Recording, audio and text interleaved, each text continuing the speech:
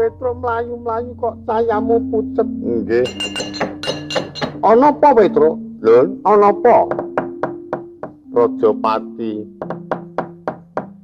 Sapa wae? Wah akeh.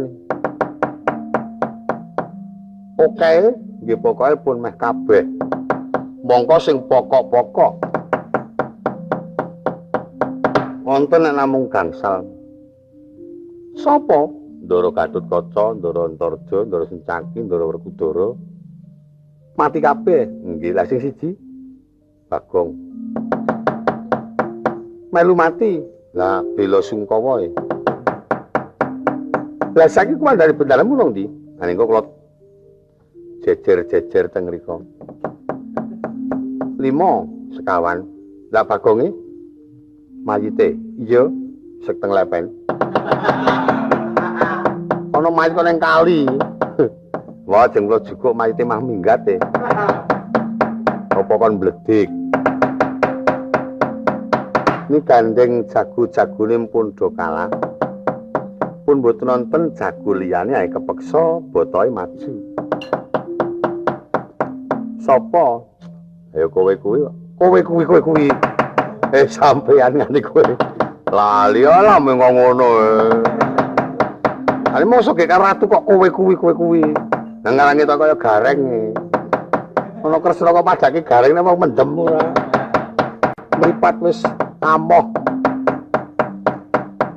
Kula majeng malih Koko Prabu. Wis rasah Dimas. Wis aja maju engko ndak mati meneh. Dimas kok rasa maju. Nggih. Lega kono wae. Nggih. Wah, jan malah asoi kae Mas. Omonganmu ki sing ora-ora. Ha iki tengko irat-irit kok ngono kae ngarang. Mumpung rana Ndara Jaka Pitana njur. Kok iso ya? Kok bisa? Wis bendaramu sing padha tuwa ing pati gal rene mengko tak uripne. Ora usah mikirke Yayi Banowati ya ben. Kaya ora ngerti agate. Nggih. Lah iki Bagong mutung ngene iki. Sepoke Ndara Janaka penyan urip kewan yo ora iso bareng mlaku. Nek wau ya serenteng-renteng runtung-runtung karo Bagong. Yayi Banowati nggih wis mlaku wis ngarep mburi nganti do dilokke wong. Muni bojone mboten. Niku tumbas sapi ten Den ngono. Yang Bagonge doleke wedhus. Ayo cepet. Nggih, mangke kula usungane mriki. Kaya mesakake kuwanda pirang-pirang gek ora niki Ndara Antarja. Iki rayimu Ndara Sencaki. Iki putramu Ndara Gatotkaca. Iki abot dhewe iki. Iki kengrayi Ndara Werkudara kabeh do wah. Niki putumu niki lho. Putuku sapa?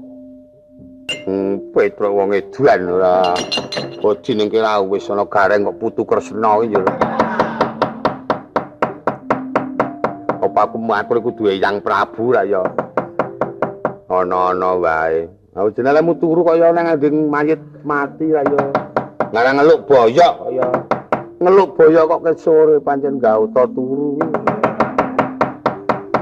Gareng niku nang ndi ora kalap dhewe lho. Wis mesti antukan baune iki ora ngapira mongko mboten iso kira. Wis nyelo-nyelo, panjenengan nggih pun ketriyen yen ewa semono kaya ana gareng wae. Pun gek dungkuli kembang, iya. Wis padha engeta ya Dimas. Sencaki uripa Antarja ya ndang uripa Gatotkaca ya ndang uripa Werkudara semono uga. Tak sunake sawape kembang Wijaya Kesuma. Aduh. Mati aku. Koko Prabu kula kepeksa mboten kiyat mengsah kalian Ratu Ngastina ing naminipun Antawirya. Ya sekana mundur Dimas iki. Mbebayani iya Betrana wong kalah kok guyang-guyu aku kok isin-isin ya. Panjen lambene ngene iki dalane geguyu panjen. Nek Antawirya kalah nek aku plak-plek. Hidup ora tak usungi mau. Kula kawon kowe ya kalah. Inggih ya sekana mundur nggih. Ih. Ngopo mesam-mesem. Panjen rombongan elek kok. Rombongan kok ngono kuwi pripun. Rombongan mati kabeh nek tangi.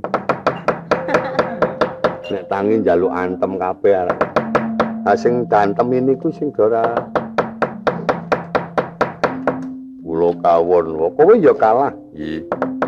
Ya sekana mundur, Betrana wong kalah melat-melet. Lah wong Gatotkaca ya tok elet-eleti, ngusah laler. Manjen wong ora genah mbok dinengke mawon kale. Wah. Mati aku. Sing lemu tangi. Yo saya niku. Ambakno brengkut niku. Yo jan bisu nek kerengan ra tau nyiwara, monggo isane mengegong tok. Ya seben. Dimas ya kalah. Alah ya sekono mundur. Wah, beto nek wong kalah wetenge plentas-plentus. Nah, rak tenan to. Wong apa ya ambekan kok kon wetenge kon mendelong menjero ngene ya ora aku kudu mlentus ngoten ya. Ya arep ratu arep apa-apa nek jenenge ambekan ki mlentus. Ning arek gedhe cilik weteng. Panjen wong do melek ki kaya-kaya ki suwiyah-wiyah karo aku. Tengah ngoyak wae. Nek dong kerengan nggih ngoten niku watake.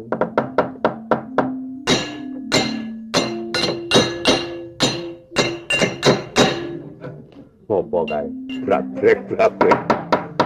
Waduh, jan wis. Kalah. Andang wadul kalah. Kowe kalah Bagong. Nggih, lah wong jan rame. Gebuk-gebugang. Ewa semono sik kalah 50. Oh. Main wae. Nek kon main ngiyip nek nabuh biler. Sopo Bagong iki? Kowe ya kalah kawon, ya sekono mundur. Lah nggih, plentas-plentus. Eber iki. Malu-malu ora. Plentas-plentus. Sing ati-ati dipresani sapa sing kudu dadi mungsuhe Prabu Antawirya. Iya, Petro. Awit yen mboten njur cekat-ceket panjenengan mresani wonten Kaca Paesan iki mangke kesuwen. Kalah meneh. Kok andang teko meneh. Andang kalah. Nggih, wajan boros. Lha muli boros. Aku ora kemring. Lah iki adus ke kaos barang do teles niki lho.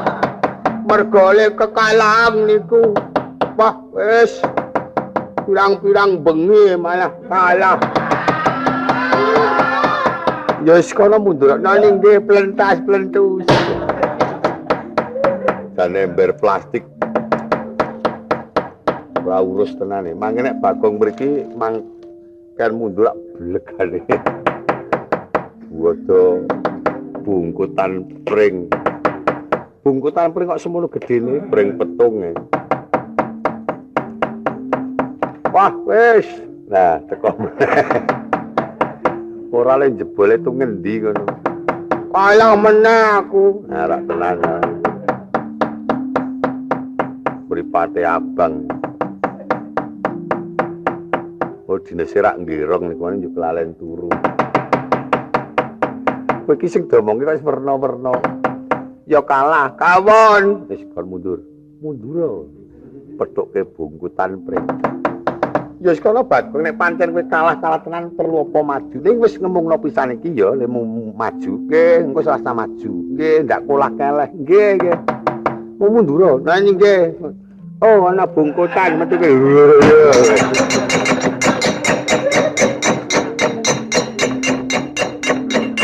Apa ora kowe? Kalah meneh, ora Pak. Menyonyong nggih sirahku. Apa blegi kanggo bungkutan kok ora menyonyong? Petro, Lun. Melu karo aku Petro. Awit miturut Kodawing Jawata. Aku kudu bisa goleki pertapan ingkang kena diarani pertapan Cemara Sewu. Napa wonten pertapan Cemara Sewu? Miturut Kata Paisan kok ana. Yuli ajeng madosi tempundi? Ayo ngamban Dimantara. Lah sampeyan mabur lah kula. Kowe nyekeli kampuhku. Wah, malah repot niku mangke. Mengko nek suwek kula bogrok mangke. Temu bocah darani Petruk gogrogang. Angger kenceng ora bakal tiba. Nggih, pun manut mawon wah jan perintah Wong Agung Ndrawati ki ora kena disuwa. Ayo cepet. Nggih. Ngendi papane lan kaya ngapa wujude sing nglenggahi sapa kok dadi pertapan Cemara Sewu?